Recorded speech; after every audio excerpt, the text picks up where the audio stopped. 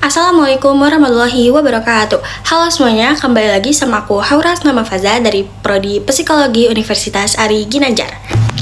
Jadi pada video kali ini itu aku bakal menganalisis kepribadian tokoh Kim Gun-woo dari drama Korea yang berjudul Bloodhounds menggunakan 4 teori kepribadian. Yang pertama itu ada teori sosial dari Karen Hardy, terus yang kedua itu ada teori humanistik sosial dari Erich Fromm dan Harry Stack Sullivan, terus yang ketiga itu ada teori psikososial dari Erik Erikson, serta yang terakhir itu ada teori behavioristik dari B.F. Skinner, John Dollard, dan Neil E. Miller.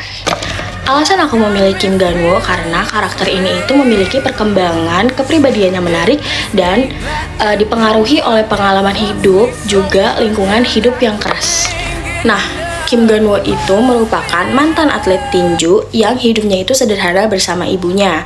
Dia juga dikenal sebagai pribadi yang disiplin, pekerja keras, loyal, dan juga berani.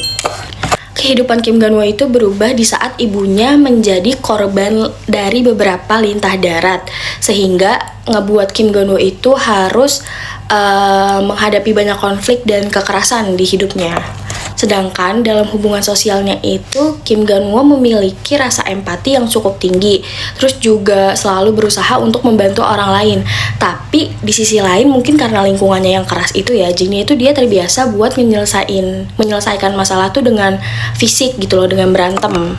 Sedangkan perilaku yang paling menonjol dari Kim Gun-woo itu adalah keberaniannya, terus loyalitasnya, serta tanggung jawab dan rasa keinginannya itu untuk selalu ngelindungin orang-orang yang dia sayangin. Nah, kita masuk nih ke teori yang pertama, yaitu analisis teori sosial dari Karen Hardy. Menurut Karen Hardy, kepribadian itu dipengaruhi oleh kecemasan dasar dan basic anxiety.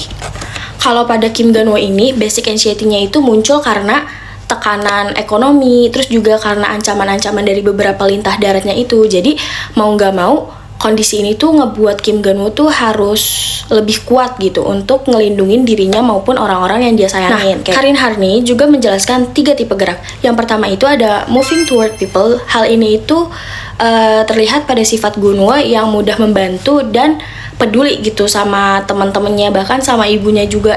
Maksudnya ia peduli sama ibunya, terus dia juga peduli sama teman-temannya. Yang kedua ini ada moving against people, di mana sifat ini tuh terlihat ketika Gun-woo itu berani untuk menghadapi para pelaku kejahatan dan melawan ketidakadilan. Pokoknya dia tuh nggak suka banget sama yang namanya ketidakadilan yang di mata dia menurut dia salah, hantam. Sedangkan tipe gerak yang terakhir itu ada moving away from people. Kalau pada beberapa situasi ya, Kim Gun-woo itu lebih cenderung untuk memendam masalahnya tuh sendiri. Dia tuh nggak akan ngebiarin orang lain tuh terbebani sama masalah yang dia hadapin gitu. Jadi pokoknya selagi gue bisa, gue bakal ngelakuin sendiri. Dari teori Karen Hardy dapat dilihat bahwa lingkungan hidup yang keras itu dapat mempengaruhi cara Gun-woo berhubungan dengan lingkungan sosialnya. Yang kedua itu ada analisis teori sosial Fromm dan Sullivan. Kapan nih? Pada teori Erich Fromm dan Sullivan ini dijelaskan bahwa manusia itu memiliki kebutuhan untuk merasa aman dan hidupnya itu bermakna.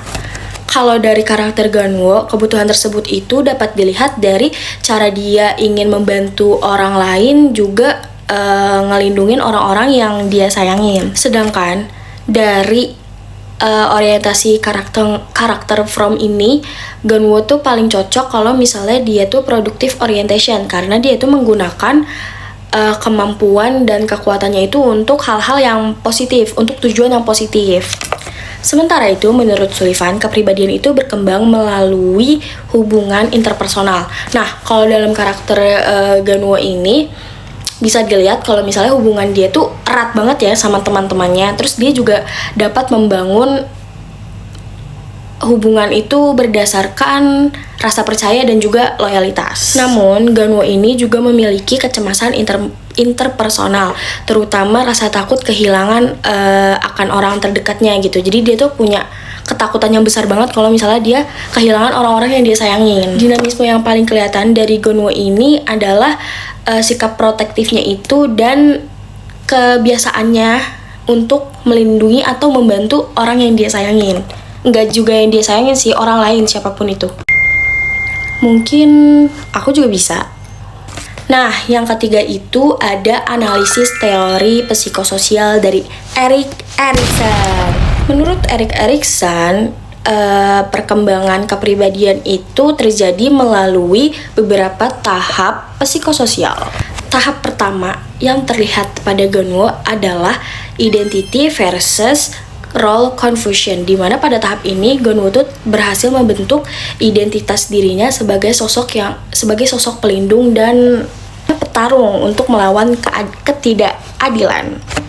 Di tahap yang kedua ini ada intimacy versus isolation, di mana Gunwo ini mampu membangun hubungan yang dekat gitu dengan teman-temannya. Namun kadang ia juga ngerasa lebih baik gue pendem semua masalahnya sendirian aja deh gitu. Di tahap yang ketiga ini itu Gunwo menunjukkan tahap industry versus inferiority melalui kerja keras dan disiplinnya itu yang ia bangun itu, sehingga dia tuh membangun itu semua tuh sebagai seorang petinju. Selanjutnya kita memasuki analisis teori yang terakhir, analisis teori behavioristik. Menurut behavioristik, kepribadian manusia itu terbentuk karena pengalaman dan lingkungan. Perilaku disiplin dan keberanian Kim Gunwo ini terbentuk karena reinforcement atau penguatan. Jadi kalau misalnya si Kim Gunwo ini berhasil memenangkan suatu pertandingan atau dia berhasil ngebantu orang lain gitu, dia tuh bakal ngedapetin banyak penghargaan gitu loh teman-teman, dan pengakuan sosial. Jadi hal itu tuh ngebuat dia itu terus jadi perilaku itu tuh terus berkembang gitu loh, karena adanya pengakuan sosial dan dukungan dari orang-orang terdekat.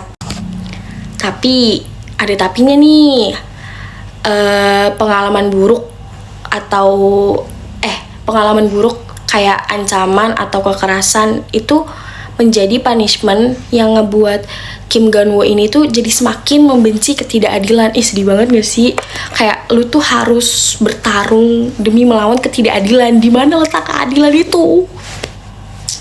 Aku aja lah yang bertarung. Gunwo itu melakukan generalisasi dengan menganggap orang-orang yang menindas orang lama itu sebagai ancaman. Karena jujur ya, di drakor ini itu emang si lintah darat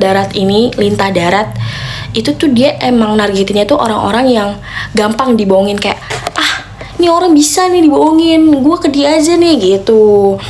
Tapi di sisi lain dia tuh juga tetap dia tuh tetap bisa untuk ngebedain siapa yang baik dan siapa yang berbahaya gitu. Jadi menurut Dollard dan Miller, Gunwo itu memiliki habit hierarki berupa kebiasaan ngelindungin orang lain dan menghadapi masalah secara langsung.